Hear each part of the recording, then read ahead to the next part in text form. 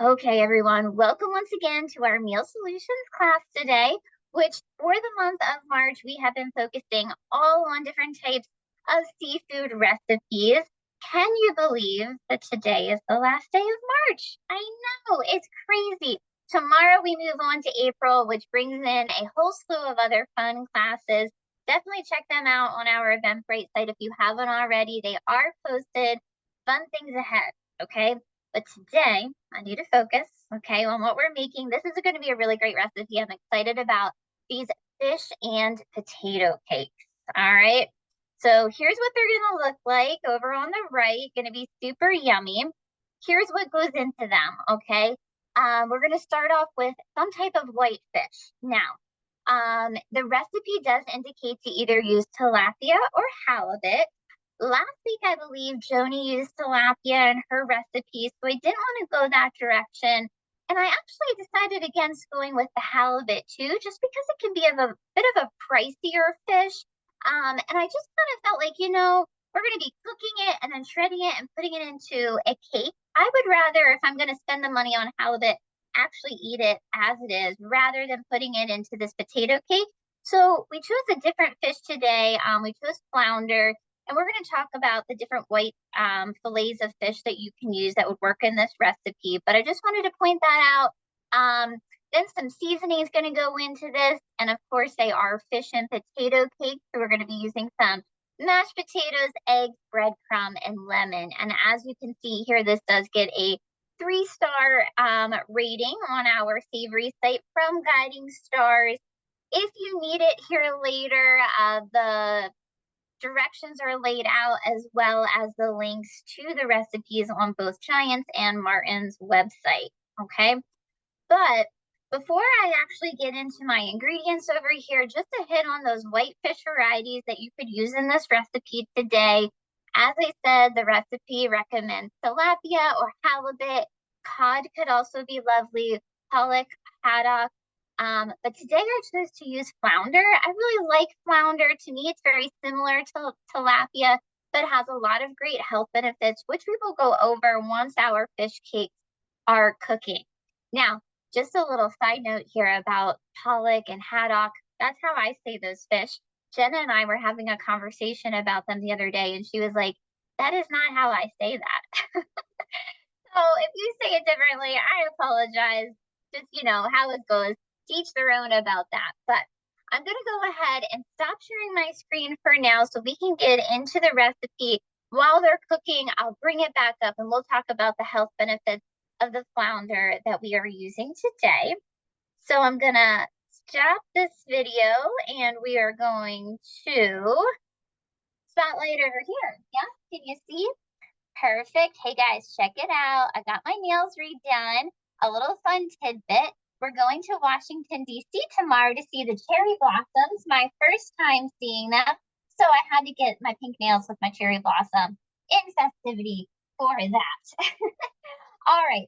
So now I've already cooked our fish. Okay. So here is the flounder that I used. I used our frozen fillets. I thawed them. I cooked them on the stovetop in a tablespoon of olive oil for about 4 minutes or until they reach that 145 temperature. You can see on here that they are seasoned. The recipe calls for a lemon pepper season. I decided to go with this brand because it is lower in sodium than most of the other lemon pepper seasonings that you will see out there. Okay, so only 90 milligrams of sodium in this one. Under 140, we know it's considered low sodium. So a good option here that's going to give us that brightness of the lemon and pepper and not go overboard in the way of sodium. Okay. So I have my fish in here that I have cooked. I let it cool a little bit on some paper towels just to get off that excess oil. And now I'm going to go in here and see how easily this just starts to flake. Okay. That's what we want to do. And it's kind of when you know that fish is cooked all the way through too, especially a nice thin fish like this. It's when it starts to flake like that, it is usually good and ready to go. Okay. So this can be a great recipe if you are meal prepping for the week and you have some leftover fish. some leftover mashed potatoes. This can be a great option. You know, this recipe did call for a pound of fish, but you don't have to do that, right? You just have a little bit of leftover fish, a little bit of leftover potatoes. You can just make 1 or 2 cakes instead of the 4 to 6 that the recipe calls for. So nice and flaked up there. All right. Now we're going to add a couple of things to this to bind it up. All right. First, we'll do the potatoes. I'm going to show these on my presentation in a minute, but I did just use our brand of instant potatoes. You can use the pre-made refrigerated ones. You can make homemade ones, whatever you want to do. But I will be honest with you guys, and we're looking for about 1.5 cups, which I think that's good there. I like instant potatoes. I don't know. I do because I don't like peeling potatoes, to be honest, just like I don't like cutting onions. It's that thing. But make homemade, buy pre-made, get the instant, whatever you want to do. They are all fine options, okay? So we're going to start to mix that fish and 1.5 cups of potato in there. Now we need to bind it up a little bit more. So we're doing 1 egg. I'm going to crack that into this dish here and wipe off my hands here. We're going to whisk that up, just using one of the forks that I flaked the fish with. Okay. And we'll pour that right in there. Okay. And now we're going to do 1/2 cup of breadcrumbs. So similar to if you were making like meatloaf or whatnot, these breadcrumbs are just going to help our fish cakes stay together. All right. I'm going to go ahead and get I know you can't see it, but I have a pan back here that I'm just going to start warming up. All right. Now we need to zest a lemon. Let me grab my zester here. Recipe says zest half of the lemon. I say I zest until I can't zest anymore. All right, whatever you want to do. If you like a bit more bright than acidity in there with the lemon, go for the whole thing. If you don't, you don't. If you struggle to zest like I do, then you just get in there what you can. Okay, it's all good. All right. Actually, when we first started doing these classes in the beginning of COVID, my great aunt used to watch a lot of my classes, and I didn't have a zester. And then one day in the mail, she mailed me a zester, and she was like, if you're gonna teach these classes, you need this. So I always appreciate her for that. All right, there we go. Now let's go ahead and give this a mix. The lemon is nice. It smells great. We're going to save that lemon to cut up into wedges to go with our cake once they are cooked. But we just want to make sure that that is all smashed together. Like I said, I have my pan warming up with about 3 tablespoons of olive oil. And they're just going to cook for about 4 to 6 minutes. Okay? So how are we going to make the patties here? I have my 1/3 cup measuring cup that I'm just going to scoop and make into patties and then put into my pan over here. Okay, so let me go ahead and see if I can bring my camera. There we go. Okay, sorry guys, I have the pan on my back burner because the pan's a little bigger and I needed that bridge part to make sure that my whole pan was getting warm. So I apologize, you can't maybe see as well as usual, but maybe we'll zoom in here at the end. But here we go. I have my 1/3 cup. There it is. Okay. And you know what I should have done before I did this? A tip, you can spray your hands with canola oil and then it won't stick to you as much, but actually, these aren't really sticking out. Look how beautiful that came out. Yeah, fancy, fancy. All right, good. Okay, just gonna go ahead, place that in there. All right. And we will keep scooping these up. But like I said, you can make as many or as less of these as you would like based off of how many people you're cooking for, like in making a little hamburger patty, right? Okay, anybody a fan of salmon cakes? I used to love salmon cakes. My gran made wonderful salmon cakes. Anytime me and my gran and my other aunt got together, salmon cakes were always on the menu. Okay, looking good. Okay, we'll make a couple more here. And then as they cook, like I said, I will reshare my screen and we'll get into some other information. But this is a pretty quick recipe here, as you can see. Okay, like all I did was make those mashed potatoes and cook the fish beforehand. But with them being instant potatoes and a nice thin fish, it really didn't take that long. Okay, get a little more.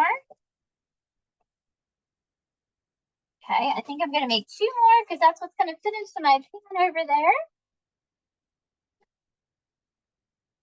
Salmon cakes are delicious. I'm trying to look over to chat while I'm making these patties here. Okay, let's do 1 more. Probably would have enough here to do another one, and maybe I will cook another batch then after class, but just so you guys get the gist. Now, everything that is in here minus the egg is already pre-cooked, right? But we still want to just make sure that these get nice and golden brown. We're going to cook these for about 4 to 6 minutes. I'll flip them. Let me wash my hands, guys, and then we will get back to the presentation. So enjoy the golden cakes over here for now.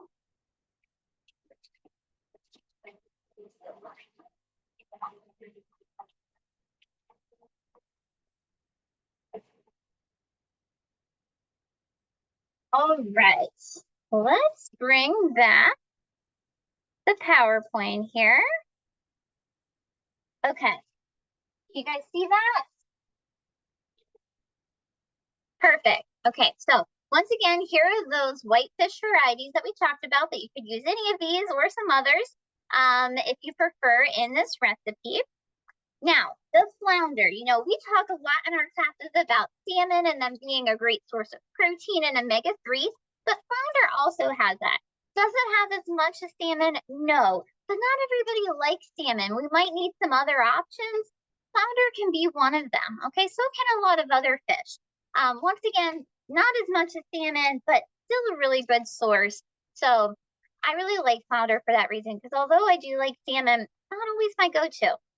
Flounder is also going to have a good bit of vitamin D. Right now, we can all get some vitamin D out in the sun, but if you're not able to get out and about a lot, we need some different sources of vitamin D.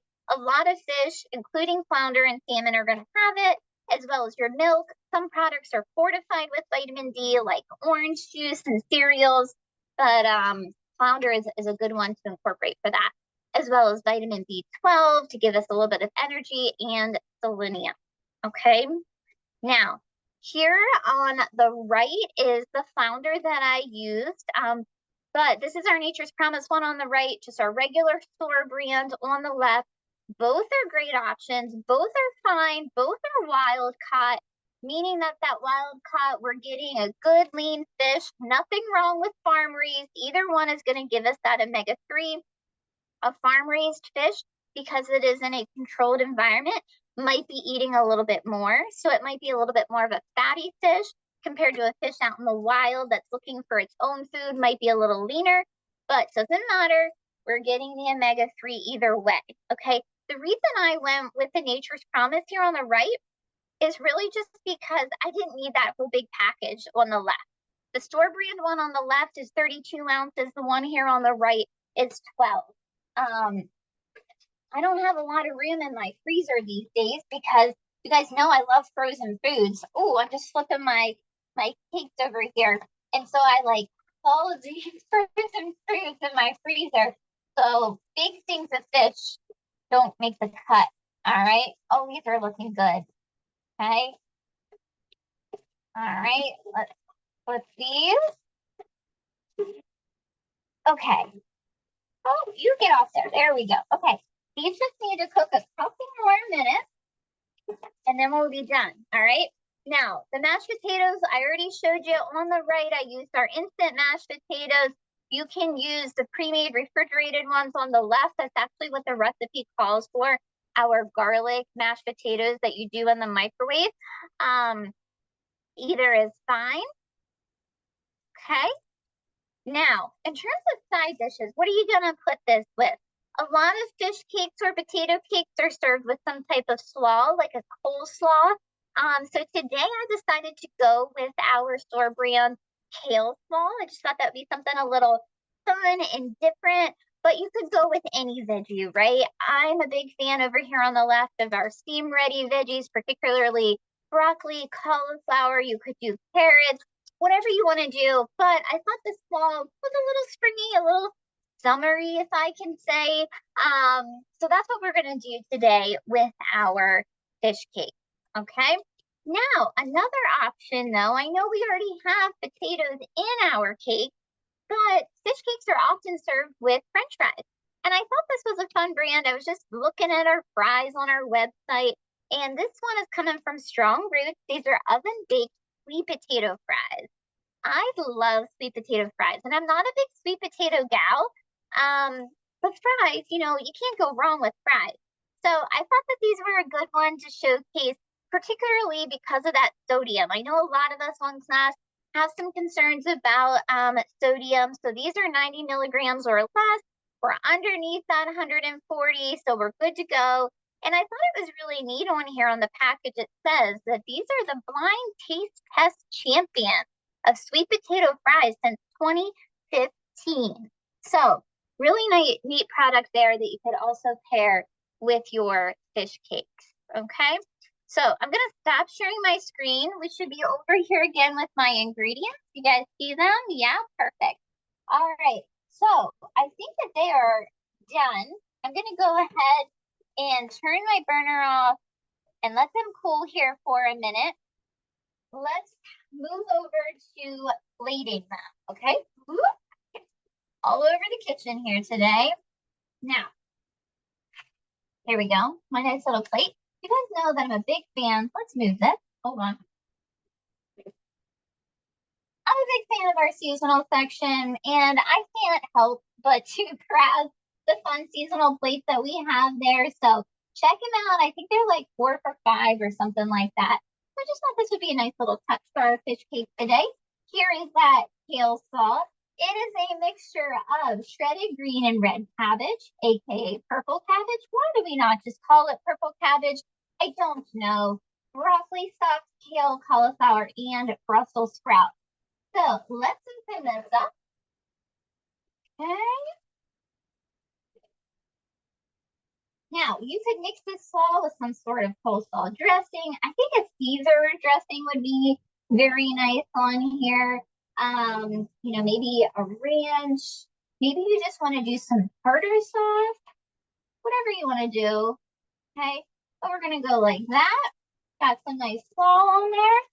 Let's get a good fish cake over here. Ta-da. Oh, look at that. Okay, now we have some lemons. Get some lemon on here. I'm going to go ahead and cut that. Okay, let's just do one more. Oh, beautiful. Ta-da. Yeah.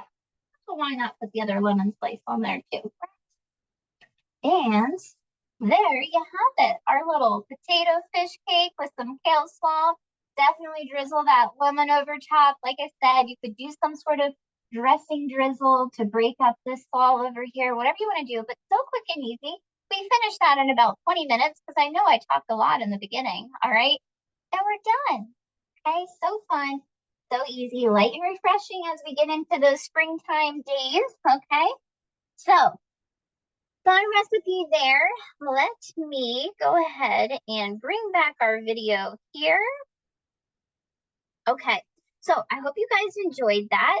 I appreciate you following along. Be on the lookout later for our follow-up email with that recipe. And then always, of course, check back on our YouTube to see the video. Okay. I'm going to go ahead and stop our recording. If you need to leave, totally okay. But we're going to now go ahead and switch gears and review our sales circular for the week. So if you want to do that with me, hold tight here. But let me stop the recording.